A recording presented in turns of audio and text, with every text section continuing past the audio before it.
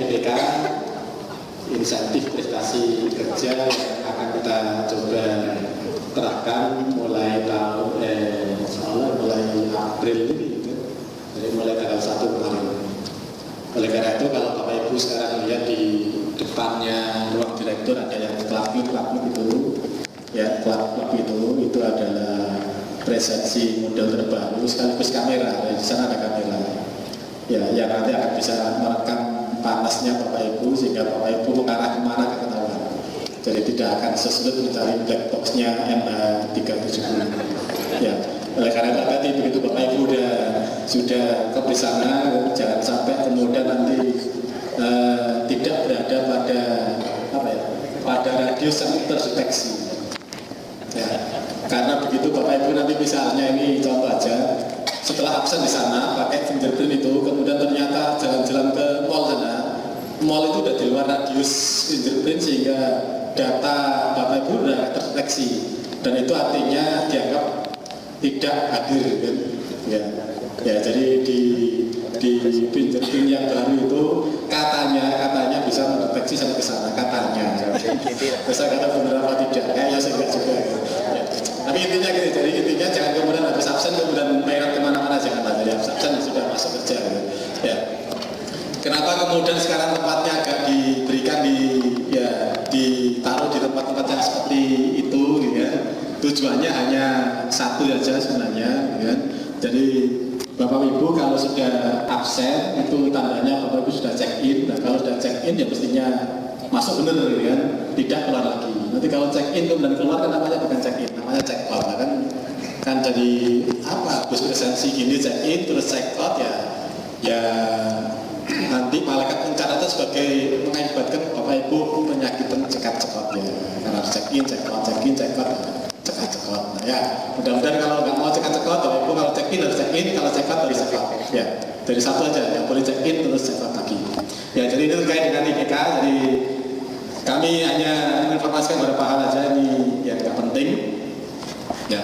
Nah yang penting ini ya, yang penting yang Bapak Ibu harus pahami bahwa hukum menurut siapa ahli fikih Hakim atau siapa ya hukumnya itu sunnah ya, sunnah. Bapak Ibu tahu sunnah itu apa ya? Ya bukan sunat ya, kalau sunat pasti tahu ya. Sunnah ya sunnah itu kalau diberikan ya baik, tidak diberikan ya boleh-boleh saja, kan? Diberikan boleh, tidak diberikan ya boleh. Diberikan baik, tidak juga tetap baik, gitu kan? Jadi ini hukum utama dari IPK, sehingga tidak ada larangan untuk kemudian nanti Pak Maden nggak ngasih IPK atau Pak Koko nggak ngasih IPK, itu nggak ada larangan. Ya, jadi kalau persyaratan yang terpenuhi nggak dapat IPK ya sebenarnya nggak dosa, kan? Nah, dosa enggak orangnya salah, enggak dosa salah ya. Jadi ini hukumnya sunnah. Dan kami informasikan bahwa IPK itu tujuannya adalah untuk mendorong kinerja Bapak Ibu. Nah kalau kinerjanya nggak terdorong, masa dapat IPK? Ya. Jadi sekali lagi itu sunnah. IPK wajib diberikan bagi mereka yang prestasi kerjanya bagus. Kalau prestasi kerjanya tidak bagus, tidak meningkat, maka tidak salah kalau tidak diberikan.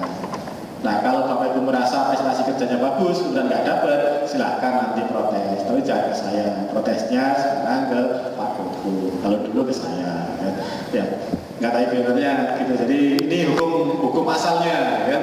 Hukum asalnya. Ya, hukum ini bisa menjadi wajib bagi Bapak Ibu yang kinerjanya bagus. Tapi juga menjadi haram, katanya Pak Munari. Pak Munari jawab, IPK itu haram diberikan bagi mereka yang kinerjanya nggak bagus. Loh, kinerjanya nggak bagus kok dapat IPK.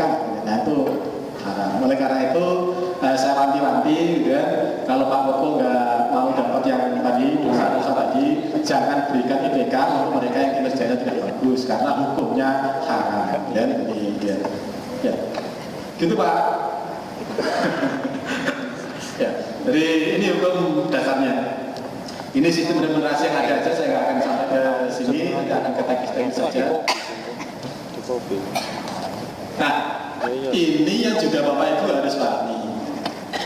Ya, Bapak Ibu harus pahami. Tapi sebelum ke sini ada catatan yang penting bahwa IPK ini akan dipisahkan atau dikelompokkan jadi dua. IPK untuk pekerjaan utama atau pekerjaan satu-satunya, dan IPK untuk tugas tambah.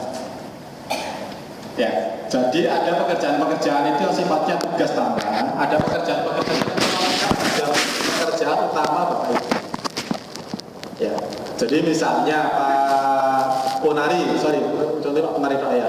Pak Ponari, misalnya Pak Ponari ini jadi apakah Kasudit program? Nah, Kasudit program itu tugas utamanya Pak Ponari ya itu. Ya, jadi ya itu tugas utama. Nah itu IPK yang asli. Tapi ada juga IPK untuk tugas tambah. Misalnya Pak Koko itu tugas utamanya bukan sebagai direktur sambilan ya. Dari direktur dan sebagai tugas tambah. Nah, tugas utama Pak Koko adalah sebagai pengajar atau sebagai pendidik. Oleh karena itu nanti akan kita bedakan. Tidak semua kemudian mengikuti aturan ini karena ada yang tugas utama, ada yang dengan tugas tambahan. Nah, tugas tambahan tentu berbeda dengan yang tugas utama. Ya, jadi ini itunya, jadi jangan jauh ya. Pokoknya jabatannya podo, ya kudune podo enggak, karena ada yang tugas utama, ada yang tugas tambahan. Ya. Ya, jadi kemudian sebelum ke sana juga saya perlu mengenalkan ya, Pak Koko ini direktur sumber daya dan kelas semua. Jadi Pak Koko. Kemudian Pak Madan ini direktur keuangan. Ya, yang lain sudah kenal semua. Yang baru yang mestinya paling harus saya kenalkan ada Pak Purna Wapan. Nah, Basun Doro. Berdiri Pak Pur. Pak Purnawan ini yang nanti akan menghandle secara khusus terkait dengan remunerasi, peningkatan prestasi, jabatan, dan lain-lain. Karena Pak Purnawan ya, ini adalah Kasubdit Pengembangan Sumber Daya Manusia. Ya, jadi yang terkait dengan itu nanti ada Pak Pur yang akan menangani itu. Jadi silakan nanti berhubung. Ya. Apa yang dibayar dari IPK? Yang pertama adalah IPK itu membayar posisi. Ya, membayar posisi.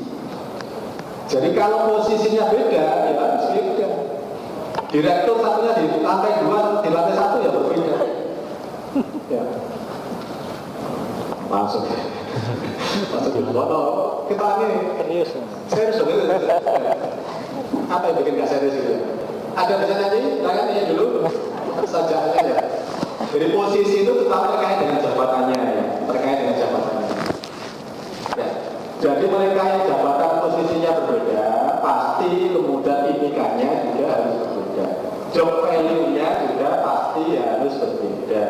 Jadi tidak bisa kemudian serta-merta disamakan antar jabatan, antar posisi, antar lain-lain. Ya. Kemudian yang berikutnya adalah IPK akan membayar performance, membayar kinerja. Ya. Oleh karena itu kemudian IPK untuk mereka yang kinerjanya bagus dengan yang kinerjanya sangat bagus harus berbeda. IPK untuk mereka yang menghasilkan 10 surat dengan yang menghasilkan 5 surat harus berbeda. IPK untuk mereka yang melayani 1000 mahasiswa dengan yang melayani 1500 mahasiswa harus berbeda. Intinya kinerja masing-masing orang harus dinilai dan IPK-nya didasarkan pada itu. Ya, jangan sampai kemudian ada yang mereka kinerjanya tidak bagus misalnya gitu kan, ya begitu-begitu saja, tidak ada hasil yang dihasilkan, tidak ada kegiatan yang pekerjaannya ya ada nggak ada sebenarnya ya jalan saja semuanya misalnya, dengan mereka yang kemudian menghasilkan sesuatu yang sangat berarti, yang sangat banyak, ya harus berbeda. Ya. Jadi gampangannya gini, kalau sekarang kita anggap sebagai kita kalau di lama-lama itu kode bayarannya masuk ngomong kan. Nah, Saya dengan Pak Maden harus berbeda. Saya ngomong ya, masa bayarannya kode-kode toko ya, sama-sama dipilih di depan, itu Pak Maden nggak ngomong belas. Kode-kode ditanggapi, sama-sama diundang sama Pak Toto. Tapi karena saya memberikan sesuatu di sini, presentasi, Pak Maden nggak ngomong belas, ya mestinya saya mendapatkan IPK yang lebih tinggi dari Pak. Ya. Di Bapak Ibu juga dapatkan begitu. Wong dilawak aja begitu, ya. Mereka yang di panggung itu nggak ngomongin dasarnya asal. Tarsan apa kan ngomongin, kode bayarannya masuk nggak ngomong belas, saya ngomong, ya, ngomong. Nah, kita juga begitu. Apa kalau bayarannya kode masih di ngomong terus, guyon ngomong, sisi meneng, kayak kamu guyon ngomong belas, bahkan ya. Nah, kinerja itu yang nanti akan bisa digunakan untuk menyesuaikan IPK. Sehingga Bapak Ibu, meskipun sekali lagi saya katakan, meskipun jabatannya sama, podo-podo nganter surat misalnya, ya, sing siji nganter surat 10 buah, yang satu nganter surat 20 buah, akan mendapatkan IPK yang berbeda. Jabatannya podo, sama-sama pembuat surat, gitu kan, ya. Sama-sama pengirim surat, yang satu itu sering salah alamat terus, yang satu ya tepat menyampaikannya, yang diterima juga akan berbeda, sama-sama. Sehingga Bapak Ibu jangan kemungkinan kemudian, loh kok nggak punya pira ya, konsol itu pira ya, kemudian nyuri apa namanya, ATM atau buku tabungan atau apa, oh ini kok itu, ini kok itu, 1.100, kemudian meri. Jadi tidak ada alasan untuk tadi meri dengan temannya, karena memang performan yang berbeda itu akan menghasilkan IPK yang berbeda. Ya, jadi jangan kongiren kan? Ya jangan kongiren. Karena biasanya itu kalau katanya Pak Agus itu rumput tetangga itu biasanya ya lebih ya lebih hijau kan. Orang selalu begitu. Ya, tapi kita akan mencoba nanti secara lebih. Kemudian yang kedua adalah orangnya, people-nya. Ya, orangnya atau people-nya. Nah ini yang kemudian juga berbeda. Nah, yang satu itu misalnya, mohon maaf barangkali ini tugasnya itu berurusan dengan hal yang membahayakan, sehingga diperlukan sertifikasi ini itu. Yang satu berurusan dengan yang lainnya pasti berbeda. Yang satu melayani dan diperlukan keahlian untuk misalnya terkait dengan kesehatan dan nyawa seseorang. Yang satu ternyata ya tetap aja nggak ada bedanya, ya pasti kemudian IPK-nya berbeda. Ini formula-formula yang kita gunakan untuk menentukan IPK seseorang itu. Sehingga sekali lagi jangan sama jabatannya, sama pekerjaannya, betul loh sih. Sekolahnya siji, resikonya siji, nah itu juga harus dipertimbangkan. Pasti kemudian akan menghasilkan IPK yang berbeda. Ya. Nah, ini seluruh faktor penimbang ketika kita harus mengidentifikasi dari IPK itu, mulai dari kompetensi teknis. Ada pekerjaan-pekerjaan itu yang memang diperlukan kompetensi teknis tertentu, nah itu dibuat lebih tinggi daripada sih kompetensi teknisnya nggak ada. Kan? Ya, oke. Oleh karena itu kemudian kita sering menyampaikan bahwa mereka yang bertugas di administrasi umum itu pasti akan berbeda dengan misalnya arsiparis, karena arsiparis memerlukan kompetensi teknis tertentu. Ya, jadi jangan disamakan kode-kode administrasi itu yang sejak arsiparis misalnya, yang satu administrasi umum kemudian mintanya sama, nggak bisa. Karena kebutuhan kompetensinya berbeda. Yang satu harus kursus arsiparis, harus pinter ini itu, yang satu umum saja. Islam atau buku ya sudah. Ya, dan seterusnya, termasuk dalamnya adalah terkait dengan tanggung jawab harta. Ya, mereka yang mengelola uang banyak ya berbeda dengan yang mengelola uang sedikit, gitu kan. Mereka yang menyimpan uang banyak ya berbeda dengan yang mempertanggungjawabkan uang sedikit. Ya, faktor probabilitas resiko juga begitu. Mereka yang bekerja di tempat-tempat yang berbahaya, ya mereka pasti akan mendapatkan IPK yang berbeda dengan yang mereka yang di luar kota sana pasti akan mendapatkan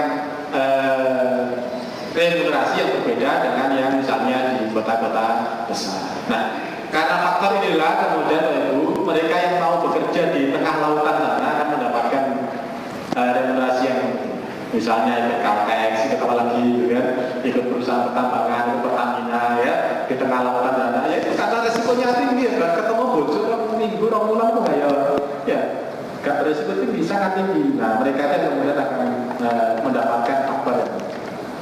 Nah ini yang dulu aja, formula IPK yang lama, IPK, NP dan seterusnya. Nah ini yang kami sering sampaikan, evaluasi kita yang sudah mendengarkan adalah satu guru satu ilmu dilarang saling mengganggu gitu. Jadi anggap aja kalau itu sudah lupa lah, saya sampaikan lagi ya. Dari hasil evaluasi 6 bulan terakhir itu Juli 2013 sampai dengan Desember itu 84% penilaian prestasinya itu mencapai 95 sampai 99. Jadi semua pegawai kita itu 6 bulan terakhir dinilai semuanya sangat istimewa, luar biasa, mendekati sifat kesempurnaannya Pengeran Allah 99 Asmaul Husna. Nah, rata-rata segitu semua. Jadi pegawai kita itu begitu hebatnya, luar biasa. Saya sangat senang dengan nilai 95 sampai 99 ini ya. Nah, kalau kita jumlah lagi kemudian 93 di atas 90 ya, di atas 90 ya, di atas 90 itu 93%. Hanya ada 7% saja yang di bawah 90 ya, yang tidak dapat A itu hanya 7%. Yang 93 itu dapat A, bahkan kalau ada itu mungkin A plus lah, ada ya, ya.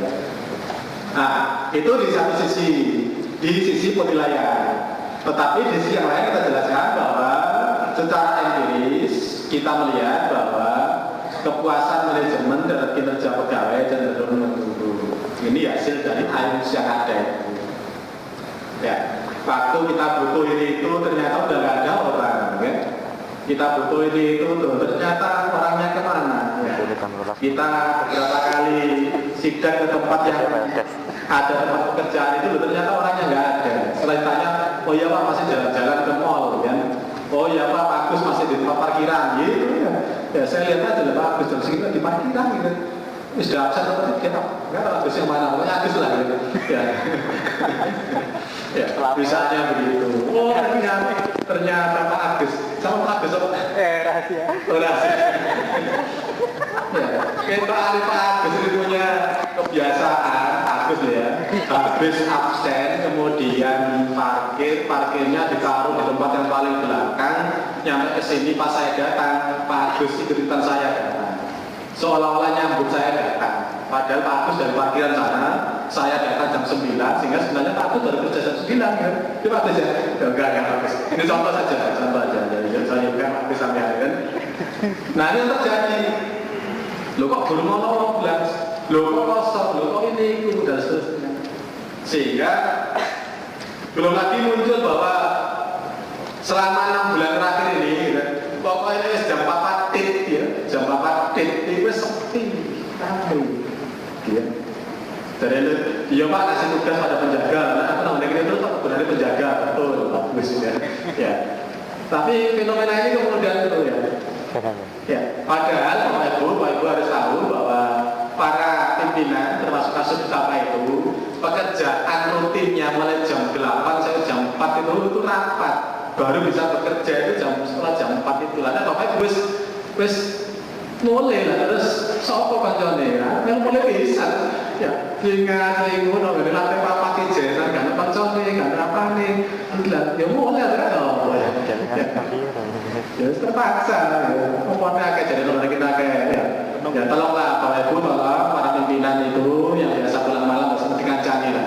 Nah mereka ini oke nomor gini agak demikian ya. Para direktur gak saman kancane hilang ya.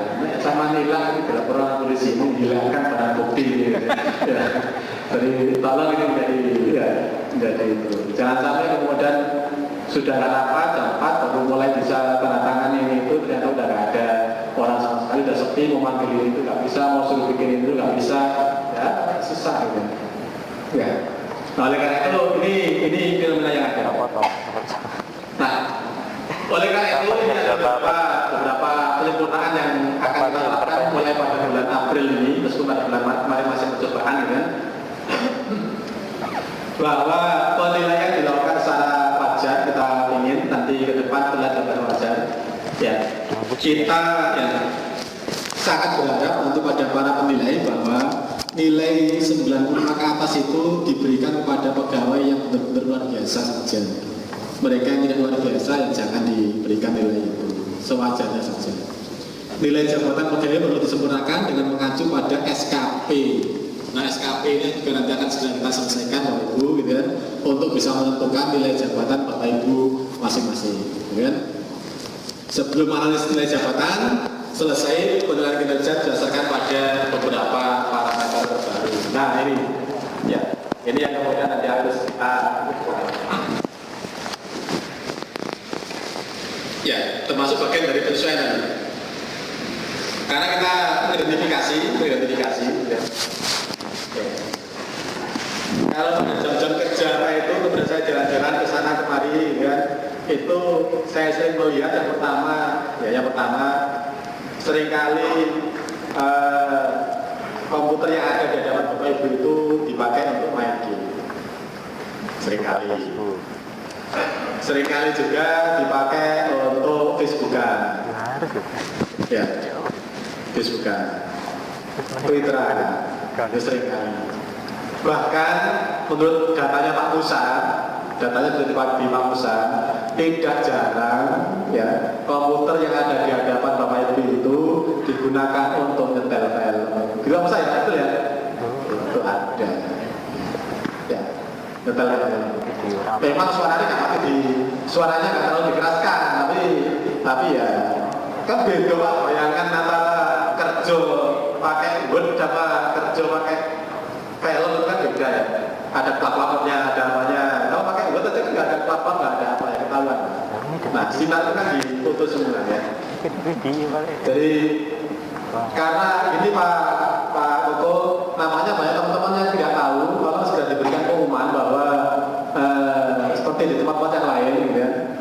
Bahkan di RT mana itu ada tulisan itu dikasih tulisan bahwa Anda berada pada zona CCTV. Teman-teman nggak tahu bahwa di semua ruangan sekarang ada CCTV-nya. Nah, sudah dibikin tulisan. Ya, jadi sudah ada Bapak Ibu CCTV di semua ruangan Bapak Ibu, sehingga semua gerak-gerik Bapak Ibu ukur-ukur itu umum ya tahu ada CCTV-nya, ada semuanya. Ya, nah itu sudah dipasang, tinggal belum ada tulisannya, sehingga Pak Koko mohon diberikan tulisan bahwa daerah ini dilengkapi dengan CCTV, berhati-hatilah dalam berbicara, bertransaksi dan lain-lain, kan? Jangan sampai nanti bisa ketangkap tangan. Ya, jadi tulisannya siapa dulu? Tulisannya sudah disiapkan.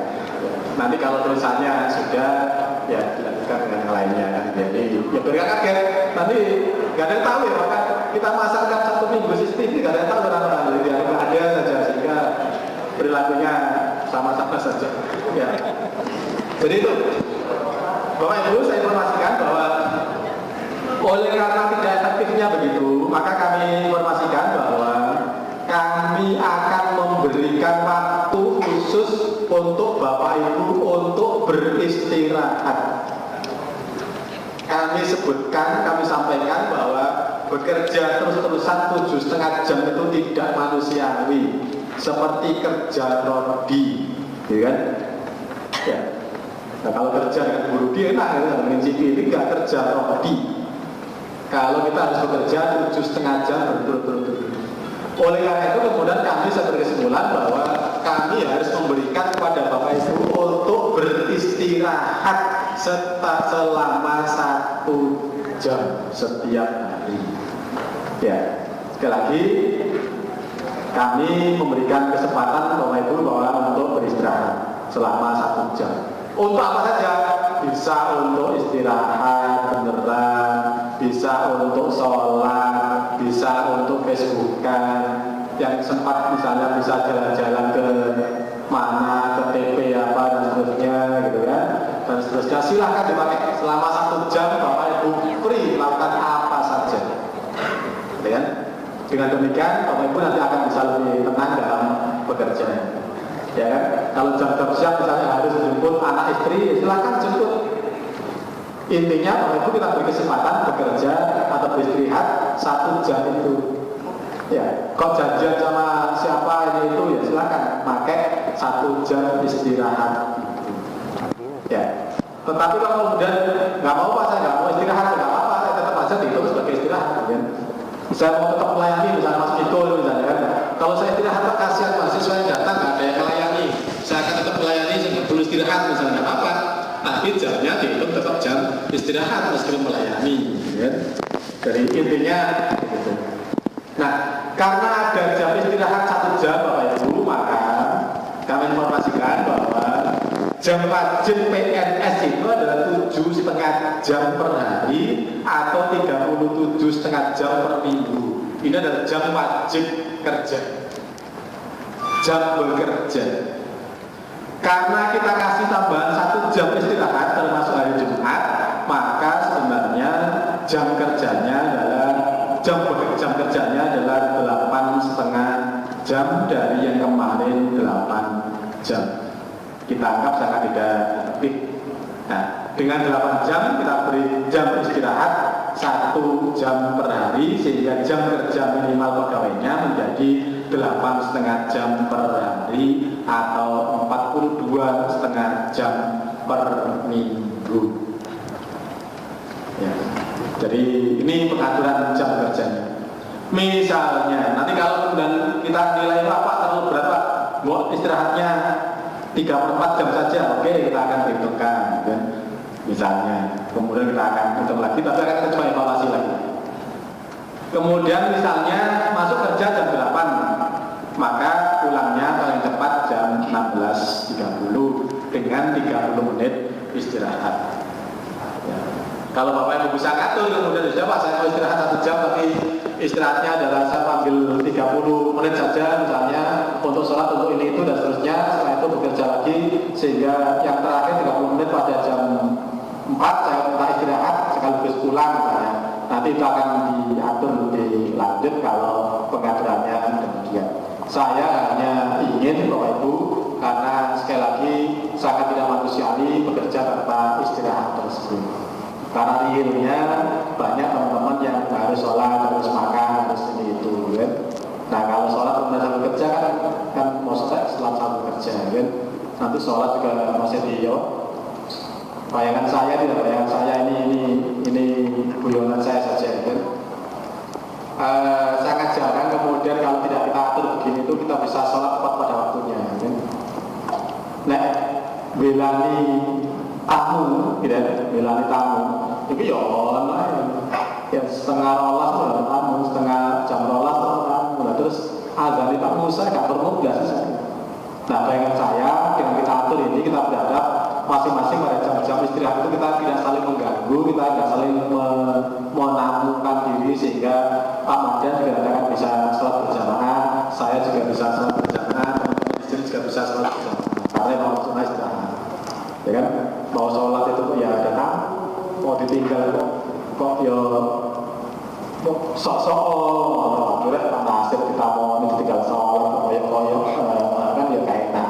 Oleh karena itu sudah kita atur aja bahwa jam istirahatnya adalah 1 jam. Sejauh mungkin 1 jam itu bisa digunakan untuk sholat, untuk makan, istirahat, menu-menu, pikir dan seterusnya. Ya, jadi ini aturan jam kerjanya. Ini untuk fakultas sebenarnya. Pimpinan fakultas dapat mengatur jam masuk, termasuk pimpinan jam kerja, jam masuk dan jam istirahat disesuaikan dengan kondisi dan sifat pekerjaan masing-masing. Nah, monggo nanti diatur, gitu kan? Ada di fakultas yang harus kerja jam 7, ya harus, gitu kan? Diatur aja. Istirahat nanti jam berapa? Silakan diatur. Gitu kan? Ada yang kemudian karena alasan Pak, nanti kan istirahatnya nggak sama, ada mahasiswa kesini kemudian nggak tidak terlayani gimana? Nah, diatur saja. Mungkin gantian, gitu kan? Yang ini istirahat jam sekian, yang ini istirahat jam sekian, dan seterusnya diatur aja sehingga pelayanan tidak terganggu. Kemudian ya, kami sering menceritakan ini dan itu sudah terjadi pada sekian puluh tahun yang lalu, tahun 90-an, ya, tahun 90-an. Di beberapa instansi seperti Bank Indonesia, ya, kemudian di beberapa perbankan, di kantor pusat Bank Mandiri dan lain-lain itu, Bapak Ibu, itu kalau udah jam 12 sudah sepi, ya.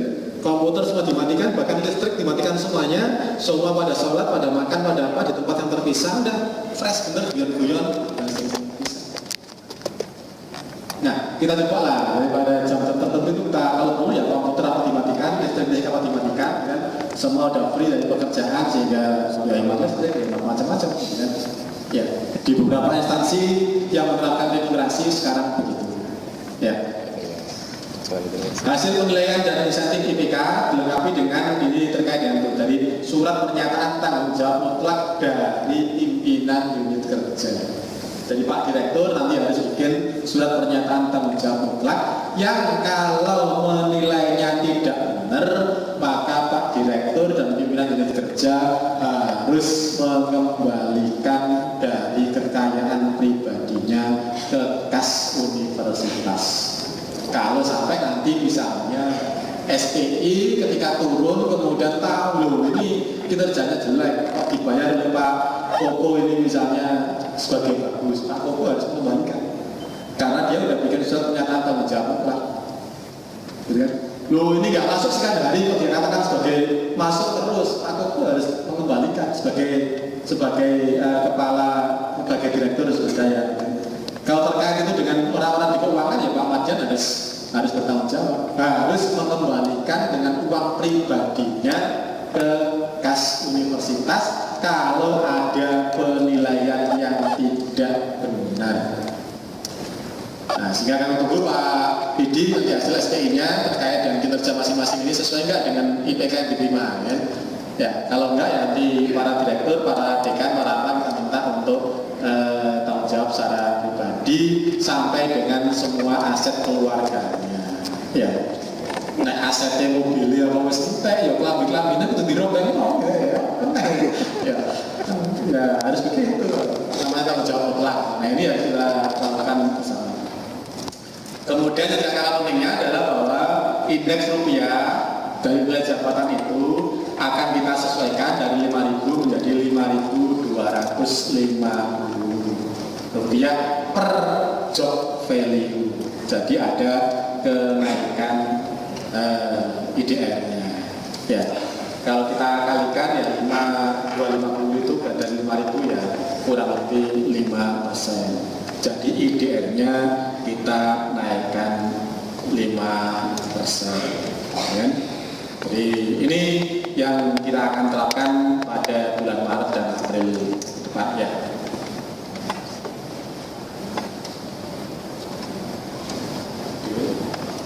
Nah ini ada yang muncul sedikit nggak apa-apa. Jadi yang pedoman penilaian kerja itu mestinya ke atas, di atas, tapi kok yang muncul sendiri saya nggak tahu soalnya berubah. Itu yang tadi saya katakan sebagai banyak hal yang kelihatan di sini, jadi makanya ya tolong saya ditemani, kalau nggak ditemani ya saya sudah pulang. Ini huruf aja bisa loncat sendiri jadi. Baik, mestinya di atas bisa pindah sendiri ke bawah. Ini oh tapi saya tadi langsung bisa berubah. SPI nggak mungkin bisa berubah ya. Ya, ini mesti ada kekuatan yang tidak kelihatan itu bisa berubah ini sistem namanya. Ya, kenapa kan? Lalu bisa mencolok dulu ya. Cari.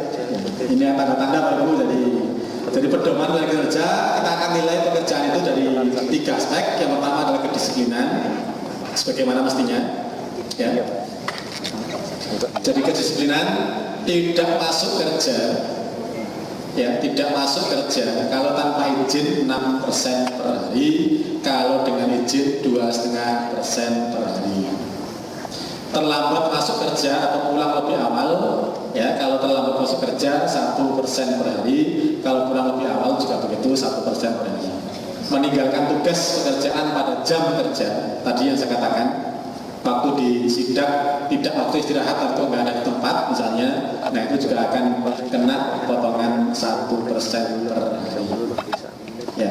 Nah saya mohon nanti teman-teman di sumber daya sering-sering ke ruangan-ruangan pada bukan jam istirahat ya, kalau nggak ada ya sudah dia baca nggak ada ya. Terutama pada pagi hari terutama pada pagi hari jam 8 itu misalnya absennya biasanya ada tapi orangnya nggak ada, udah langsung aja Pak ya, itu akan kena 1%. Nah sidak ini juga harus sering-sering dilakukan ya. Itu kemudian berbisnis pada jam kerja itu juga akan kena potongan 1% ya. Yang sering saya tontonkan misalnya Pak Agus ini kok jualan pulsa misalnya, nawano kebetulan nawano ngaku misalnya oh nggak betul pulsa pasti nggak akan ke saya ya. Kalau saya ngisi pulsa biasanya di Indomaret, saya nggak bisa langsung tahu nomornya. Ya. Jadi kalau berbisnis pada jam kerja, ya tutulan pulsa, tutulan apa biasanya ya? Tutulan kerupuk misalnya, gitu kan? Ya. Catering, tutulan kue, itu kena 1% tadi. Ya. Kemudian yang tambahan ini yang tidak berlaku di kemarin, Bapak Ibu, terbukti terlibat dalam tindak pidana kriminal asusila yang dikuatkan oleh pejabat yang berwenang itu akan hangus secara otomatis sampai dengan masa hukumannya berakhir. Tidak berarti kemudian hangusnya hanya berani meninggal ya. Jadi kalau kemudian dia misalnya terlibat, ya mohon maaf gitu kan, kemudian terlibat judi misalnya, kemudian ditangkap, ya itu kena pada bulan penangkapan kena. Kemudian dia diproses, ditahan, dihukum 5 bulan. Ya, selama 5 bulan itu dia nggak boleh diberikan IPK. Ya, nggak boleh diberikan IPK karena dia terbukti terlibat dalam tindak pidana kriminal, asusila dan lain-lain. Nah itu yang tambahan. Oleh karena itu ke depan mohon berhati-hati ya terkait dengan tindakan-tindakan demikian ini. Misalnya lepas, ya ini contohnya aja, dodolan cukrik ketangkep, nah udah IPK-nya udah 0 wis. Kemudian ditangkap, nggak dikeluarin, ya sudah bulan berikutnya belum dikeluarin ya 0 juga, gitu. Sampai dengan dia bisa bekerja sebagaimana mestinya, baru IPK akan muncul lagi. Nah itu potongan 100% untuk mereka yang terbukti terlibat dalam tindak pidana yang begitu. Ya. Kok ternyata yang belala, gitu kan? Saking asiknya kemudian kesini bawa doro, adu doro, lah kok digrebek. Ya, misalnya misalnya Pak Junaidi ini kan saking asiknya itu kesini sampai membikinkan rumah angsa, Pak adu angsa, ya kan mesti biasa digrebekkan rumah doro, Pak Bupon nanti di depannya sana itu ada rumah angsa, nggak ada ya angsa. Nah misalnya ini kena ini, gitu. Ya. Kok sampai ke sana? Ya dari awal ini yang harus dipikirkan. Kemudian juga yang baru, pedoman penilaian yang dia adalah beban dan aktivitas pekerjaan. Tadi kita sudah sampaikan bahwa kita tidak akan membatasi penilaian. Ya, kita tidak akan membatasi penilaian maksimal 95 enggak ada itu. Jadi kita akan batasi 95, 90 dan seterusnya. Ya. Semua orang berpotensi untuk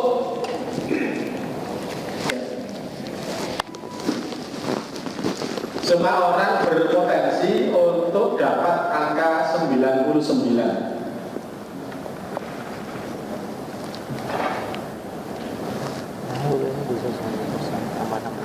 Tambah 16 jam kerja katanya 99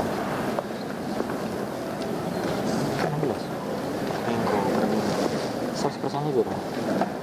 Ya kok kan 40% 100% 42. Ya jadi kita tidak membatasi. Dari tadi kan IDR-nya kita naikkan dari 5.000 jadi 5.250. Nah sekarang penilaiannya juga kita nggak akan batasi juga. Semua orang berhak mendapatkan 99 yang bisa mengatur dan yang mungkin membatasi adalah Bapak Ibu sendiri. Ya, dari Bapak Ibu sendiri yang mengatur penilaian Bapak Ibu, bukan saya. Ya, ya. Jadi sama sekali kita nggak. Ya. Jadi kita nggak batasi angka penilaian itu. Bapak Ibu semuanya berpotensi untuk bisa memperoleh 99. Silakan. Kan? Nah, kalau sampai nilai 99, sementara tadi IDR-nya kita naikkan dari 5.250, itu semua orang kemudian berpeluang untuk mendapatkan IPK lebih tinggi dari bulan sebelumnya. Tetapi semua tergantung Bapak Ibu sendiri-sendiri. Tidak tergantung pada Pak Koko, tidak tergantung pada Pak Madian, tidak tergantung pada saya, tidak tergantung pada direktur. Semua tergantung Bapak Ibu sendiri. Bagi yang mau bisa. Ya, bagi yang mau bisa. Bagi yang tidak bisa memperoleh sama dengan kemarin, itu kita pastikan yang bersangkutan tidak mau. Jadi misalnya, kok saya bulan lalu terima 1 juta, ternyata sekarang pas dihitung ternyata hanya dapat 900 misalnya, itu berarti yang bersangkutan nggak tahu dapat 1 juta. Jalannya sudah kita kasih tahu, caranya kita kasih tahu. Bahkan kalau Bapak mau naik dari 1 juta menjadi 1 juta 100, 1 juta 250 pun kita udah kasih tahu caranya. Bisa. Asal Bapak Ibu mau. Nah, pertanyaannya tinggal mau apa tidak. Sehingga nanti Bapak Ibu, IPK yang Bapak Ibu terima ke depan itu sangat tergantung pada kemauan Bapak Ibu dan amal perbuatan Bapak Ibu masing-masing. Gitu. Kedepannya kan begitu, jadi sangat tergantung pada kemauan dan amal perbuatannya. Kalau amal perbuatannya bagus, dicatat oleh malaikat apa yang nama macam-macam Rokib, sudah IPK-nya bagus. Kalau perbuatannya jelek, bagus apa sih ngawal enggaknya, dan itu berarti IPK-nya tidak sebaik sebelumnya. Gitu ya. Sekali lagi, ini para kaya. Jadi yang pertama adalah mereka yang akan mendapatkan nilai maksimal dengan 99 itu adalah mereka yang menggunakan jam kerja itu sampai dengan 140% dari jam kerja normal. ini kan sampai hari Berlaku baik hari kerja biasa maupun Sabtu dan Minggu. Ya. Bagi mereka yang kemudian hanya atau kurang dari 100%, ya, kurang dari 1% jam kerja normalnya itu, mereka hanya dapat maksimal 85. Kalau dilarang misalnya selama 21 hari, Bapak Ibu itu kerja pas jam 8 masuk, jam 4 pulang, gelala hari ke-22 itu jam 8 ada macet sehingga masuknya jam 8 lebih 5 menit, pulangnya jam 4 misalnya, maka Bapak Ibu dihitung sebagai kurang dari 100%. Itu berarti Bapak Ibu dikenakan atau maksimal hanya dapat 85% dari nilai jabatan yang ada. Nah, ini aturan-aturan beban. Kemudian berikutnya adalah 1%, 87,5, 120%, 90 dan seterusnya. Ini adalah patokan terkait dengan beban kerja masing-masing. Sehingga Bapak Ibu diminta untuk benar-benar kerjakan. Nah, alat yang baru itu sekarang sudah bisa merekam. Ya, sehingga kalau Bapak Ibu belum pulang jangan absen dulu, kan? Kan biasanya kebiasaan Bapak Ibu kan bagus sekali, kan? Belum waktunya pulang, itu kadang-kadang jam 4 udah absen, pulang, padahal dia masih ada dikerjakan di kantor, kerjakan ini itu, jangan begitu. Kalau akan pulang saja baru absen untuk pulang, gitu ya. Jangan belum pulang sudah absen, karena itu akan mengurangi hasil penilaian ini, ya. Ya, jadi sekali lagi kami tegaskan bahwa beban pekerjaan itu akan terlihat dari bagaimana Bapak Ibu.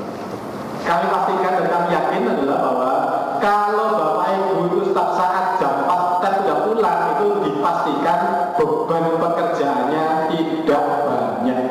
Yes. Dipastikan. Ya. Dan dipastikan beban pekerjaan Bapak Ibu yang jam 4 pas pulang itu pasti tidak banyak. Sehingga implikasinya Bapak Ibu, kalau ada unit yang kemudian jam 4 sudah pulang, kalau minta tambahan pegawai pasti akan kita tolak. Tolong ini dijelaskan. Kalau ada unit kerja tertentu yang kemudian ternyata pegawainya rata-rata udah jam 4 udah sepi, itu berarti tidak ada pekerjaan, sehingga kita asumsikan tidak perlu tambahan pegawai. Karena pekerjaannya cukup dikerjakan pada saat itu saja. Ya, jadi implikasinya begitu. Ya, sehingga kalau para kasubdit, para kasih yang merasa perlu tambahan pekerjaan, maka harus dibuktikan bahwa selama ini nggak bisa pulang sore karena pekerjaan banyak. Bilangnya pekerjaan banyak, tapi pulangnya sore ya sama saja, kan? Tidak maton namanya. Ya, oleh karena itu sekali lagi ini akan mencerminkan beban pekerjaan yang ada di tempat Bapak Ibu semua. Sehingga atur-aturlah pekerjaan itu sebaik-baiknya, ya, sehingga kita akan bisa mengatur. Sekali lagi, aturan ini berlaku juga untuk hari Sabtu Minggu. Ya, hari Sabtu Minggu silakan. Itu kalau mau misalnya, Pak, ini anggap aja tambah-tambahan jam itu dimanfaatkan. Ya. Sabtu Minggu namanya apa? Di kantor masih ada pekerjaan yang bisa selesaikan. Kantor aja bisa tambah jam, kan? Ya, tambah jam. Dan seterusnya. Sabtu Minggu boleh, kan? Hari libur pun misalnya besok jam tanggal 9 itu libur, ya. Misalnya kemudian mau nambah, ya daripada melihat orang coblos dulu, ya. Terus nggak asik, saya akan menyelesaikan laporan keuangan, misalnya boleh. Bapak Ibu presentasi kan bisa selesai. Kita akan tambahkan di sini untuk bisa sampai pada 140% itu, sehingga kita buka, ya. Kita buka peluang untuk semuanya bisa 140%. Ya. Oh, timbangan kok Senin, biasanya Senin itu kotor kabel meja apa tak mau hari Minggu tak nyoba bersihkan ini itu dulu misalnya, biar nanti hari Senin bekerja langsung gerem. Silakan, akan nambah pekerjaan ini. Gitu. Bahkan yang perlu untuk Sabtu Minggu itu kan aneh. Daripada gitu mending saya akan kerja bakti lah, bersihin apa misalnya, ya kan, kolam-kolam depan apa itu misalnya dan seterusnya. Silakan, senang aja. Ya. Bahkan ini guyonan saya aja, daripada Sabtu Minggu dia, mending saya akan ngomong anak saya ke dekat kolam atau pusat, saya bisa akses sekaligus. Silakan, silakan, mau ke sini boleh, ya. Boleh, ya nggak apa-apa, ya. Asik, udah kita buka ada celah-celahnya, pokoknya semua orang harus sombong ke ini untuk melaksanakan pekerjaan, terus membahagiakan keluarganya, ya. Melaksanakan pekerjaan atau membahagiakan keluarganya, nggak apa-apa, kan? Ya, bahkan kalau sampai ada yang kemudian misalnya ini guyonan aja, yang hobinya apa, goes misalnya, ya kan? Goes yang mana yang asik ya? Terus itu apa gak asik? Oh, asiknya itu goes ke Suramadu, kan? Saya dari Rungkut ke Suramadu, kesini mampir dulu, saya klik dulu plan, kan? Langsung ke Suramadu, nanti balik lagi, plan lagi pulang, boleh, ya lumayan, kan? Ya. Lumayan, goes tapi itu guyonannya sama segitu kita buka, ya. Ya. Nek ego dengan pola begitu, ya kita kembalikan aja ke masing-masing. Tapi nggak ada larangan untuk itu di hari kerja, ya. Kalau di hari non kerja, kalau dari kerja tetap harus ada di tempat masing-masing. Tapi di luar jam kerja yang itu, ya. Bahkan guyonan saya, kalau ada acara senam di sini apa itu silakan absen. Akan kita hitung jamnya. Ya. Ada senam, ada apa itu. Hari Jumat kalau itu senam jam pagi itu, ya. Pagi sudah datang ke sini jam berapa? Jam 5 ya? Jam 7? Oh udah, jam Jumat tambah 1 jam. Lumayan Pak. Silakan langsung absen jam 7 itu kita itu sebagai tambahan untuk yang ada kegiatan begini. Ya, nah saya harap yang begini semua orang akan senang, kan? Sehingga kalau di nyeluk instruktur senam yang sangat apa? Sangat instruktur senam itu nggak tahu berapa? Sampai syukur Pak Jun. Oh cewek, Pak Jun yang tahu ceweknya mulai ya. Nggak tahu.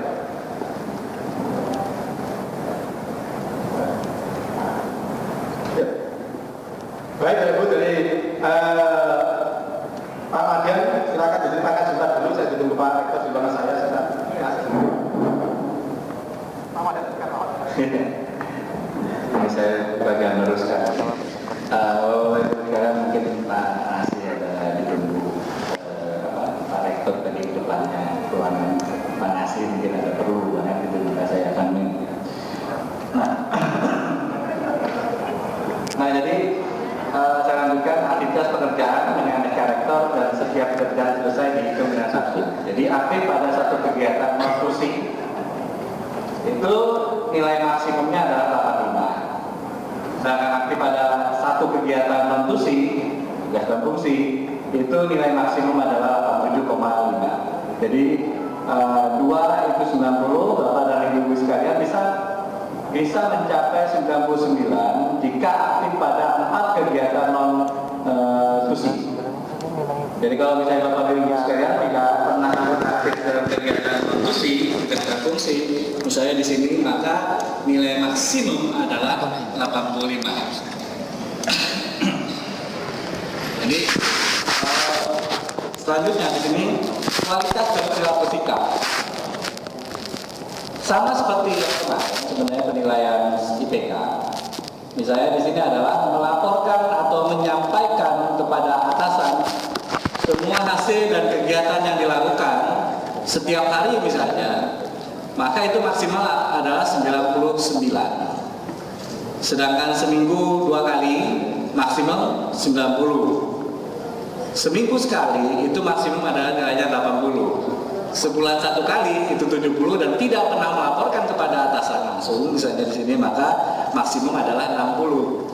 Maka kalau misalnya di pengembangan sumber daya manusia kemarin kami itu hanya seminggu 1 kali.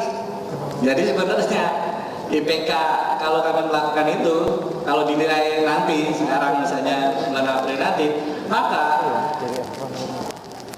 kami hanya akan mendapatkan nilai maksimum adalah 80. Nah, saya sangat dengan Pak Oni kemarin itu ada pertemuan mingguan Pak Oni ya. Kita tiap hari Jumat itu ketemu bagaimana laporannya untuk perkembangan misalnya pelatihan A, pelatihan B dan sebagainya, itu laporannya seperti apa, lalu NIDN yang keluar berapa, NUKN yang keluar berapa, lalu dikasih siapa, Nancy, Monty, itu kaitannya dengan maintain data, itu sampai berapa jauh, itu hanya 1 minggu 1 kali. Sehingga maksimum nilainya adalah hanya 80% di sini. Nah, kalau misalnya lebih setiap hari 2 kali gimana?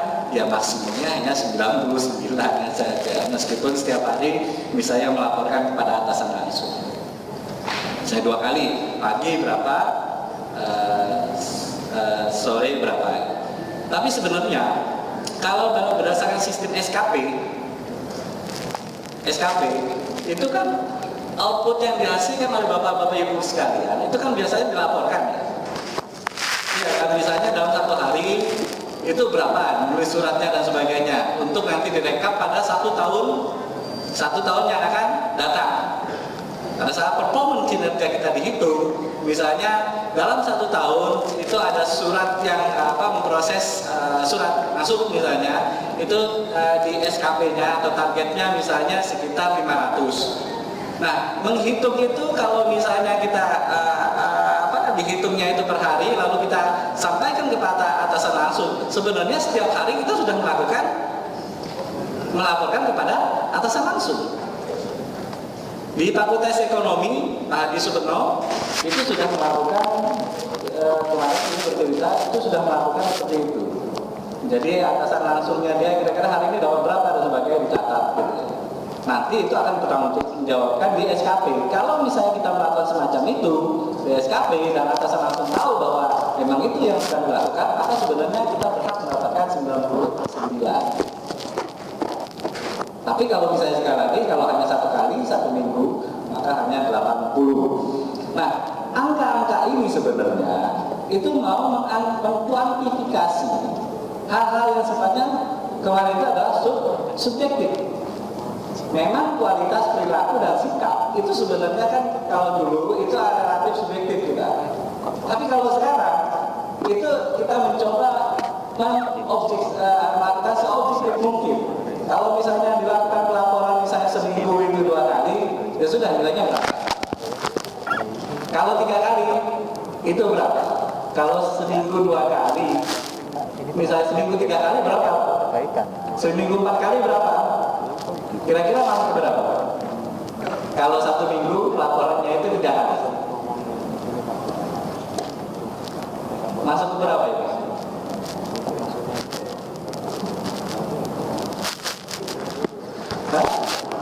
Kira-kira masuk 99 atau masuk yang 90? 3 kali. Kalau 3 kali, setiap hari. Jadi kalau setiap hari, seminggu itu berapa? Seminggu itu ada 5 hari. Kalau misalnya dia 5 hari, maka itu masuk 99. Tetapi sekali lagi, bahwa penilaian ini mencoba untuk mengkuantifikasi seobjektif mungkin, tapi tergantung dari si penilai. Terus terang bahwa sistem ini tergantung dari si penilai. Bapak bisa saja kan gitu. Bapak bisa saja misalnya hanya pertemuan pelaporan itu hanya misalnya dilakukan seminggu 2 kali, tetapi ternyata diakui misalnya setiap hari. Itu bisa saja kan. Tetapi tadi bahwa penilaian Bapak itu harus secara mutlak bisa dipertanggungjawabkan. Yang ada yang kemarin itu adalah bahwa nilai itu rata-rata 99, 95 dan sebagainya. Tidak ada yang pernah dinilai 80 itu ngamuk gitu ya. Ngamuk ada. Dikasih 80 ngamuk dia. Pengennya 99 dan 95. Kalau cara yang semacam itu bukan lagi kinerja. Jadi jarang sekali atasan langsung itu menilai seobjektif mungkin bawahannya, karena ini berkaitan dengan uang. Nanti kalau misalnya dinilai seobjektif mungkin, atasan langsung menilai seobjektif mungkin, atasan langsungnya itu adalah dimusuhi sama bawahannya. Itu yang terjadi sering. Sehingga mau tidak mau nilainya adalah rata-rata 90% ke atas semuanya. Tidak ada yang berani menilai 70% atau 80%. Nah, yang kedua adalah hasil pekerjaan dikembalikan untuk diperbaiki atau disempurnakan. Jadi kalau misalnya menulis surat salah terus, jadi kan seringkali ada 1 kali salah, coret-coret lagi, 2 kali salah lagi, 3 kali salah lagi. Kalau sampai rata-rata 3 kali, maka sebenarnya yang dinilai itu berhak mendapatkan maksimum hanya 70. Tapi itu pun saya yakin dikatakan bahwa 70 ini saya mohon Bapak-Bapak Ibu sekalian berlaku secara objektif mungkin, karena tidak menutup kemungkinan salah terus tapi mendapatkan 99. Ya kan? Bagaimana cara mengeceknya? Si A misalnya dia pernah melakukan kesalahan 4 kali, tetapi pada saat dinilai adalah 99. Ya, nanti kalau misalnya kita dapatkan semacam itu, kita akan melakukan justru yang bertanggung jawab di sini adalah si penilai itu. Maka penilai itu karena kinerjanya jelek dalam menilai bawahan, mungkin saja atasannya langsungnya akan memberikan nilai yang jelek juga terhadap kejujurannya nanti. Mungkin kejujurannya bisa diturunkan. Nah, yang berikutnya adalah hasil pekerjaan diserahkan atau diselesaikan setelah ditagih. Ini juga dulu kan juga tidak ada kuantitatifnya. Sekarang sudah dicoba kita mengkuantitatifkan. Kalau misalnya tanpa ditagih misalnya 99. Misalnya bahwa saya Pak Oni, Pak ini hari ini sudah sekian masuk emiten tanpa saya tagih laporannya itu. Atau misalnya Oni tolong kerjakan ini misalnya, oh ya Pak ini.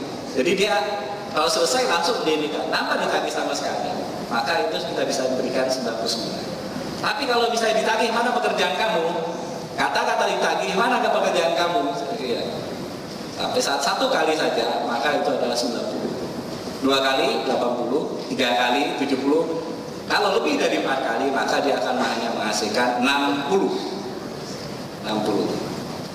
Lalu yang keempat juga sama sebenarnya dengan yang lalu, mencari-cari atau menyebarkan mempengaruhi orang lain, mendiskusikan serta menyampaikan kepada pihak-pihak yang tidak berwenang terkait dengan kesalahan, kekurangan, kelemahan kebijakan pimpinan atau bagian aktivitas tersebut. Misalnya Pak Oni itu lebih dari 4 kegiatan tidak aktif, maka Pak Oni hanya bisa mendapatkan nilai berapa?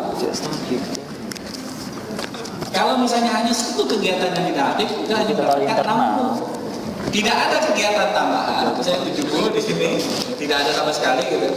1 kegiatan aktif itu 80, lebih dari 2 kegiatan aktif, maka 90. Nah, ini yang seringkali mungkin tanpa kita tanpa kita sadari itu adalah meninggalkan pekerjaan tanpa izin atasan. Jadi meskipun cap jempol sudah gitu ya, major prince itu sudah dilakukan, lalu jam 10 misalnya keluar makan tapi tanpa izin atasan langsung, maka itu sudah dikenakan ini. Merokok misalnya, membuang sampah, parkir tidak pada tempatnya dan tidak melakukan kegiatan tidak sopan lainnya, ini adalah juga sudah dikenakan. Kalau lebih dari 4 kali itu maksimum 40, 3 kali maksimum 60, 2 kali maksimum 70, 1 kali 80, tidak pernah maksimum 99. Kalau misalnya 10 kali gimana? Dalam 1 bulan misalnya 10 kali dinilai berapa? Kira-kira dinilai berapa? Dinilai 40. Tetapi atasan langsung berhak memanggil yang bersangkutan. Jadi kalau selama bekerja ya nggak perlu merokok, Pak. Kalau misalnya merokok dia selama bekerja dan di sini adalah bebas dari asap rokok, maka atasan langsung itu harus memanggilnya. Kan gitu ya. Kalau misalnya di SKP juga kan juga ada aturan perilaku ini.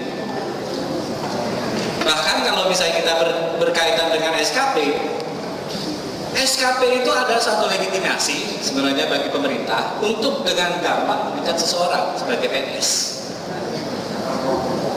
Kalau dulu itu memecat seorang PNS itu dengan mudah sekali, susah sekali, prosesnya panjang sekali. Kecuali dia misalnya melakukan tindakan kriminal dan sebagainya dan dihukum sekian tahun, maka baru kita bisa diproses. Kalau bolos-bolos saja pada waktu dulu itu juga susah diminta ampun untuk memecat. Tapi dengan adanya SKP ini itu secara melegitimasi bagi pemerintah untuk memproses pegawai negeri untuk dikeluarkan kalau misalnya performa atau kinerjanya tidak baik pada saat yang bersangkutan dinilai jelek. Dalam SKP, sasaran kinerja tidak tercapai, hanya mencapai 25% saja, maka itu bisa direkomendasikan untuk dipecat. Jadi saya belum sosialisasi lebih dalam mengenai SKP ini. Makanya kalau sasaran kinerja itu hanya mencapai 25%, kurang dari 25%, maka itu sebenarnya sudah bisa diproses untuk dihentikan sebagai pegawai negeri sipil. Makanya kemarin nanti ada revaluasi SKP per setengah tahun. Itu tolong dalam menyusun SKP nanti atau merevaluasinya itu harus benar-benar target itu ditentukan antara atasan dan bawahan langsung itu bernegosiasi. Jangan sampai misalnya, oh saya 1 hari itu bisa menangani surat 100 lembar. Lalu kalau kalikan dengan 1 tahun berapa itu? 365, anggap saja misalnya 250 hari kali 100 lembar. Itu kira-kira berapa? 20.500. Kalau misalnya ternyata tercatat hanya 500 lembar atau misalnya adalah 1000 lembar, itu kan sangat kurang dari 25%. Maka bisa saja itu misalnya dilakukan penjatuhan itu. Jadi nanti kalau misalnya setengah tahun lagi ini kan ada evaluasi lagi, tolong diperbaiki yang realistis. Jangan asal misalnya nancepin sekian ribu, sekian ini dianggap misalnya performanya bagus nanti kalau misalnya 3.000. Tapi kalau misalnya ternyata pada kondisi real tidak mencapai seperti itu, jadi jelek nilainya. Karena SKP itu adalah satu sistem yang sudah ada undang-undangnya, peraturannya, bahwa itu adalah satu sistem untuk menilai satu kinerja seseorang, dan itu adalah bagian dari kinerja seseorang dan bagian dari penilaian pemerintah terhadap PNS itu sendiri sebagai dasar untuk memberikan sebenarnya mendasarkan renun dan sebagainya itu adalah SKP. Dasarnya itu sebenarnya, dan sebagai dasar untuk menghentikan seseorang menjadi PNS. Kalau bisa kita lihat GP-nya seperti itu berarti. Jadi tolong ibu-ibu sekalian, ini sebenarnya nanti juga akan terkait dengan SKP tadi seperti yang dikaitkan oleh Pak Larek 2. Nah, memberikan laporan informasi data karena tidak benar dan tidak sesuai dengan keadaan yang sesungguhnya. Ini APS. Asal Bapak senang. Coba diperhatikan ini. Kalau misalnya dia memberikan satu informasi, ternyata informasi itu salah, ini bisa dikenakan berdiri. Jangan sampai informasi itu dipakai oleh atasan langsung dalam mempresentasikan tentang kondisi bagiannya, ternyata itu salah. Ini seringkali terjadi pada saat kita misalnya mempresentasikan di depan unit-unit dalam hal ini fakultas tentang kondisi fakultas. Kita ambil data di sini, ternyata sama fakultas itu dikomplain. Itu sering terjadi. Maka si atasan langsung itu bisa berhak menilai bawahannya memberikan informasi tersebut. Berarti informasi yang diberikan adalah tidak benar atau tidak update. Maka saya harapkan entah itu informasi kepegawaian, entah informasi tentang pendidikan, entah informasi tentang keuangan, itu kita bersinergi. Jangan sampai data di keuangan A, data di unit B, ya, lalu data misalnya di pendidikan di bagiannya penyuluman itu A, lalu data di pendidikan di bagian misalnya sumber daya itu B. Itu sangat memalukan sekali pada saat kita mempresentasikan di depan para dekan-dekan atau pejabat-pejabat pada tingkatan misalnya fakultas. Karena kemarin kita pernah kejadian semacam itu.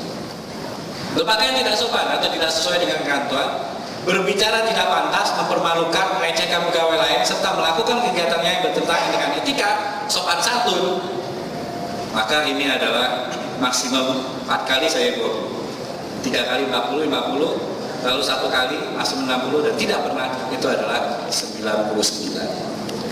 Saya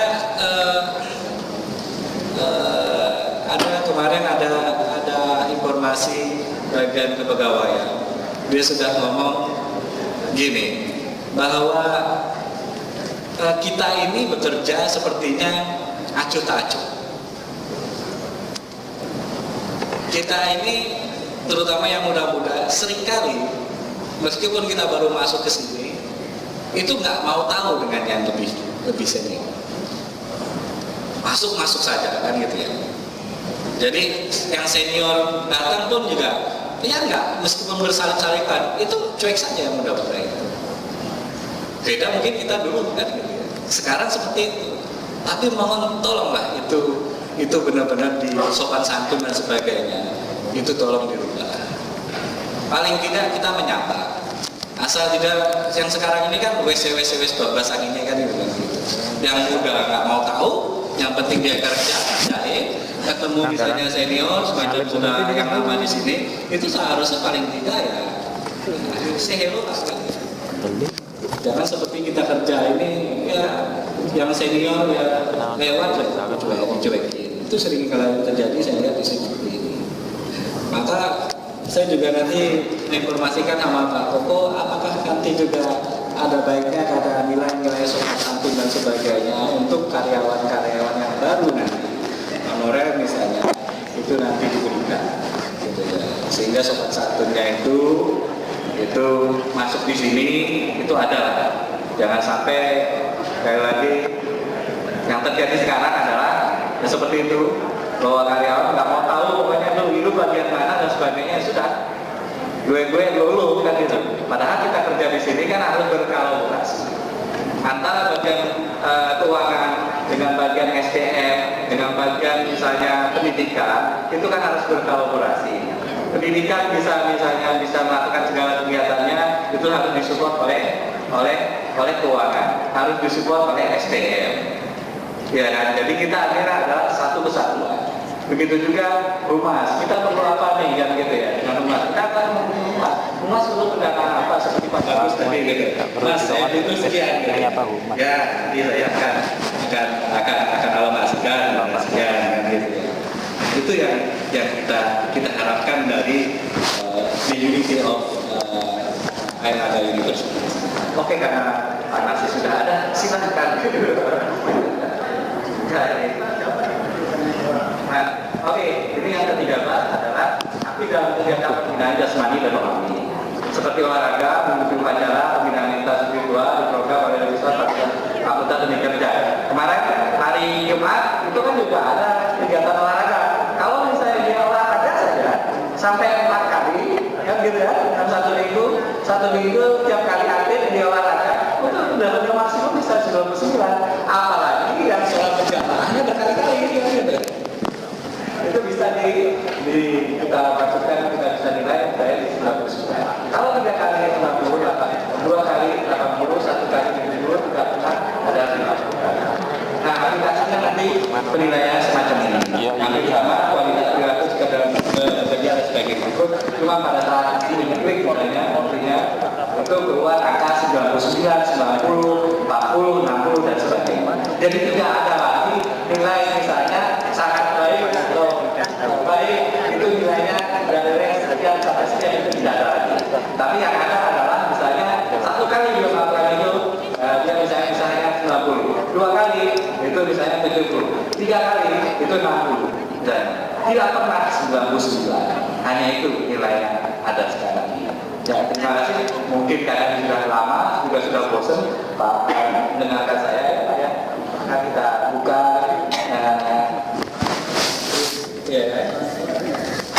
transfer langsung gitu ya. Kalau transfer uangnya nggak bosan gitu. Kita mungkin buka sedikit dengan tanya jawab, mumpung ada Pak Warek di sini. Oke, silakan. Karena nanti zolim kalau saya menilai ternyata ada tempat tapi ditakis ya. Yang pertama mengenai nutrisi, tadi saya telepon Pak Mei juga belum bisa memberikan penjelasan itu kira-kira penjelasannya seperti apa. Jadi ketika teman-teman pengadaan diminta untuk penelitian SBMPTN misalnya, itu kan juga tupoksinya. Nah, contohnya kira-kira seperti apa? Atau mungkin diminta tenaga untuk bakti sosial di Kelut misalnya, itu yang pertama. Dan yang kedua yang harus melaporkan itu Pak, rasa-rasanya mungkin tidak pernah ada yang mendapat nilai 99 karena kalau lapor terus atasannya juga bosan. Kalau di tempat saya ada 17 staff, rata-rata 10 menit, saya harus menyediakan waktu 170 menit untuk lapor. Kemudian saya bertanya, ini bisa kerja atau tidak? Jadi saya juga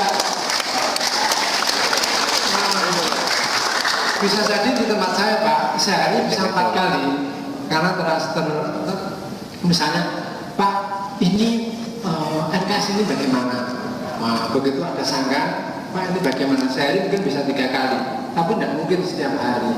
Kalau setiap hari, saya kan harus melaporkan ke Pak Nasir. Wah, saya harus nyari Pak Nasir setiap hari ya. Rasanya saya tidak mungkin dapat nilai 99 dari Pak Nasir. Jadi saja Pak. Jadi itu yang poin setiap hari lapor itu rasa-rasanya sulit. Di tempat saya juga tidak pernah ada yang tiap hari lapor. Cuma bahkan hari Minggu, Sabtu atau malam lapor gitu ya. Pak, tolong jawab ini waktunya sanggah. Saya kadang-kadang juga lupa. Bahkan terus terang sampai lupa pun saya ngajar telepon di telepon saya harus klik lelang. Wah, ternyata lupa harus diundur. Nah, itu kan juga teman-teman menghubungi saya tuh dalam tanda petik ya 24 jam. Itu di pengadaan modelnya kan dilupakan dan tahun 2012 itu hari raya minggu kedua saya Pak Junaidi Khotib disebutkan itu mewakil teleponan terkait lelang rumah sakit yang gagal itu. Jadi mungkin bisa diberi penjelasan kepada teman-teman yang ada di sini untuk poin setiap hari lapor itu nilainya 99 poin gitu ya. Karena memang rasanya tidak ada yang apa. Jadi kalau usah dihitung mungkin staf yang balik bawah ke kasubnya, kasub kemudian kasih kasus nanti super direktur semua nanti lapor biar mendapatkan poin 99. Terima kasih Pak.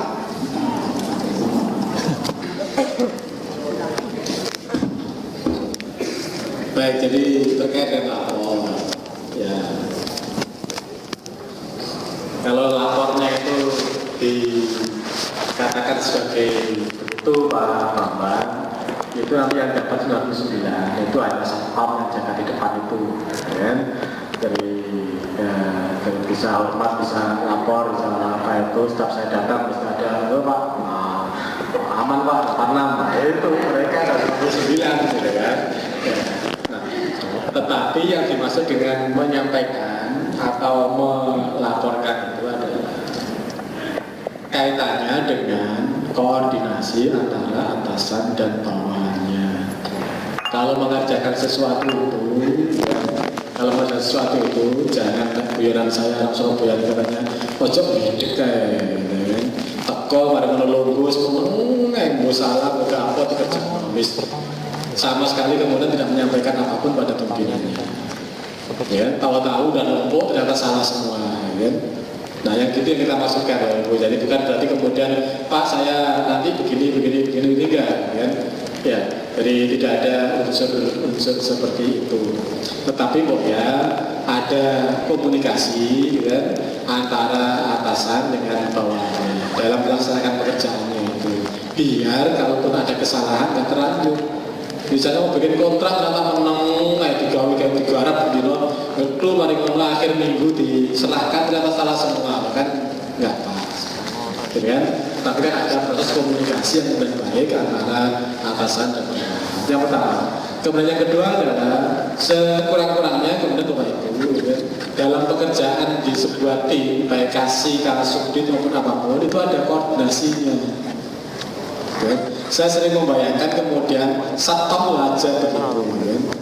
Tiap pagi misalnya sebelum bekerja itu dikumpulin dulu ada ini itu nanti kerjakan A B C D F G selesai dah sampai 5 menit selesai. Jadi nggak perlu kemudian lapor 10 menit satu orang nanti kasubdit hanya menerima laporan. Ya kalau kayak Pak Mul pegawainya hanya 5 mungkin hanya setengah jam misalnya. Nah kalau kayak Pak Suhedi pegawainya 100 misalnya, ya. Nah 5 menitan kali 100 sudah 500. Oleh karena itu kemudian perlu ada mekanisme terkait dengan koordinasi pekerjaan. Ya, koordinasi pekerjaan. Ini adalah media bagi anak buah, bagi para pelaksana, bagi para pimpinan untuk melakukan koordinasi. Ya, maksudnya sedino sak tempat kerja bukan ngomong belas maksud iya. Nah, sebenarnya kan gitu kan, jadi itu aja lah. Mau ya minimal Pak saya ngerjakan ini, oke, ya misalnya kan ketemu lagi Pak saya pulang udah, ya tadi saya mengerjakan ini itu udah selesai lah, gitu aja, nggak usah terlalu diambil terlalu teknis bahwa kemudian antri melaporkan kayak BP gitu, nggak usah segitunya. Jadi ini adalah menjalin komunikasi antar kita semua, antar kasubdit dengan para pelaksana di level bawahnya, agar setiap saat itu terjadi pengarahan kegiatan. Si A melakukan ini itu, hasilnya ini itu sudah terkomunikasikan dengan sangat baik pada setiap saat. Tidak perlu nunggu hari akhir minggu kayak buruh aja, kan? Akhir minggu baru laporan, kemudian dinilai ya sudah gajimu saat ini mulai gitu, begitu. Jadi sekali lagi yang butuh satu terkait dengan laporan itu lebih pada komunikasi dan kerjasama dalam satu unit tertentu sehingga pembagian dan pelaksanaan pekerjaan itu bisa dikomunikasikan setiap saat. Dan kemudian yang lain lagi juga kita tidak akan kemudian tidak sampai pada kemudian harus setiap hari dihitung ini itu nggak perlu Pak, nggak perlu dihitung kemudian ini udah melaporkan setiap hari belum, nggak perlu dihitung kan. Para penilai yang kemudian mempunyai justifikasi sendiri bahwa seseorang itu sudah mengkomunikasikan pekerjaan dan hasil pekerjaannya dengan sangat baik. Sementara seseorang yang lain itu kerja di DKI menang aja terkol menang supaya berpikir kan, memang tugasnya pikir. Oh ya, jadi katanya teman-teman ada pegawai itu tugasnya pikir begitu itu ada ya. Datang absen kemudian dia duduk supaya nggak bisa di apa-apa bawa tasbih terus kayak jam 4 mulai ada ya Pak mulai katanya ada Pak Jun tahu ya begitu ya. Jadi memang ada pegawai-pegawai yang bagian istighfar, bagian bikin itu ada. Terus menentok, nanti jam 4 mulai. Nanti besok datang lagi, itu lagi ya. Di kursi sambil diem, nanti kan bagus komunikasi. Nah, yang gitu ini yang kemudian kita coba bina bahwa bekerja itu harus berkomunikasi, harus saling membantu, berkoordinasi dengan teman sejawat maupun dengan atasannya sehingga semua bisa melaksanakan tugas dengan sebaik-baik. Ya, jadi intinya di sana Pak, dan nilainya nggak perlu sangat, istilah kita nggak perlu sangat eksak, nggak perlu sangat eksak, kemudian semua hitung ya, dipakai absen, oh ini sudah, ini belum, ini sudah, itu nggak perlu gitu lah, kan? Para penilai yang akan tahu dengan judgementnya sendiri. Ya, gitu Pak Bung ya, jadi nggak perlu Bapak punya absen, ini sudah lapor belum, ini sudah, ini belum, nggak perlu gitu lah, nggak usah. Jadi kemudian nanti akhir bulan itu nggak usah, makanya Bapak Ibu yang tahu sendiri bagaimana komunikasi seseorang itu dengan para penilai. Ya, saya juga nggak akan menilai Pak Bambang udah menghadap ke saya berapa kali ya bulan ini, nggak perlu saya catat gitu, nggak perlu kan. Tapi kan itu tahu, oh ini nggak tahu nomor 11, nggak tahu laporan, tiba-tiba ada salah. Karena salah sih nggak apa-apa, tiba-tiba kalau ada salah itu kan susah. Ya, itu yang kita harapkan sehingga nanti proses penanggung-jawaban berjenjang juga enak, nanti SPI juga enak. Nanti kalau ada pekerjaan itu jawaban ditanya SPI, loh Pak saya nggak tahu Pak, ini dikerjakan sendiri, nggak diperiksa, nggak diapa, dan sebagainya kan susah. Nah kalau ada komunikasi dengan baik itu kan kita saling menjaga, saling bantu, saling mengingatkan kalau ada kesalahan dan lain-lain. Jadi intinya sebenarnya itu. Ya. Kemudian pekerjaan yang di luar TUSI itu kalau satu contoh pengadaan itu TUSI itu adalah pengadaan untuk yang ada di RKAT maupun di Panya UNER. Kalau ada pengadaan di luar di Panya UNER itu berarti di luar TUSI. Jadi kok misalnya contohnya paling gampang aja Pak melakukan proses pengadaan untuk SNMPTN yang itu di Panya SNMPTN itu Solo UNS, ya itu masuk non TUSI ya. Karena memang bukan tugas Bapak Ibu untuk mengadakan pengadaannya UNS kan, tugas Bapak Ibu adalah mengadakan pengadaannya UNER. Sehingga kalau ada kegiatan di luar itu yang masuk dalam kategori non TUSI. Itu intinya. Jadi yang non TUSI itu yang di luar koridor dari kita semua kan. Ya, apakah kerja bakti masuk dalam kategori non TUSI? Ya pasti kan. Ya, makanya nanti ya kita akan bisa melihat bulan depan insya Allah akan bersih di tulang karena banyak teman-teman yang kerja bakti pada hari Sabtu dan Minggu pasti ya. Nanti panitianya akan kita buat Sabtu Minggu kerja bakti semua supaya jalan-jalan akan mulus semua kan. Ya, termasuk saya berharap nanti setelah ini tuh nggak ada lagi misalnya keran bocor, ada tujuh apa ini kemudian nggak tidak lanjuti. Karena begitu ada tackle saya minta udah ketahuan semua karena semua pada lapor kan. Pada lapor Pak di sana ada ini itu, Pak di sana ada pohon tumbang, Pak di sini ada ini kalau nggak dibetulin nanti akan bisa merobohin orang itu semua mekanisme akan berjalan sebagaimana mestinya. Dan, ya, nah yang kemudian sudah kami gagas Bapak Ibu adalah kami ingin, saya nggak tahu nanti minta bantuan siapa, tolong saya dibuatkan media apa agar kemudian orang bisa melaporkan. Tadi misalnya kan ada yang contoh yang pemilihan beberapa tadi misalnya orang membuli, orang suka ngejek, orang suka apa tadi kan harus dimediasi, harus ada media melaporkannya. Nah tolong saya buatkan laporan itu sehingga kalau ada orang merasa dirugikan itu apa istilahnya dirugikan karena diejek temennya, karena dibully, karena ya mohon maaf barangkali dicolek, di apa misalnya ya kan, itu bisa melapor dengan sangat leluasa. Saya nggak tahu medianya apa yang gitu ya kemudian itu. Ya. Tadi saya katakan ini Pak Majen pasti sudah menjelaskan itu kalau merasa dirugikan, ya. Dan kalau nggak lapor ya aja meskipun dibully tapi menyenangkan dari kamu dalam mereka. Nah itu kayak dulu medianya sehingga itu ada laporan nanti ketahuan. Ya. Termasuk dalamnya adalah kalau ada orang yang kemudian ketahuan merokok misalnya itu tolong dipotret dilaporkan pada kami. Itu akan langsung mengurangi nilai. Ya. Oleh karena jangan-jangan juga kalau Bapak Ibu nggak suka ada orang merokok di samping Bapak Ibu langsung dipotret aja kirimkan ke kami kan? Jadi nanti akan menjadi orangnya siapa akan ketahuan secara otomatis. Data pelapor akan kita rahasiakan dan semua pelapor di sini akan kita serahkan kepada sanksi sosialnya lapor. perlindungan saksi ya. Perlindungan saksi itu untuk kemudian kita lindungi. Kita akan daripada ada yang rokok, kalau Bapak Ibu misalnya melihat ya mohon maaf barangkali ya, melihat ada orang buang sampah sembarangan, melihat ada teman-teman parkir misalnya, itu langsung dipoto aja. Ya, misalnya Pak Madian ini mau absen cepetan kemudian parkir di depan pintu sana, kemudian langsung absen. Nah, parkirnya sudah motor di situ, foto sudah motornya. Ketahuan nanti sudah motor ini punya Pak Madian akan langsung kita foto, kan?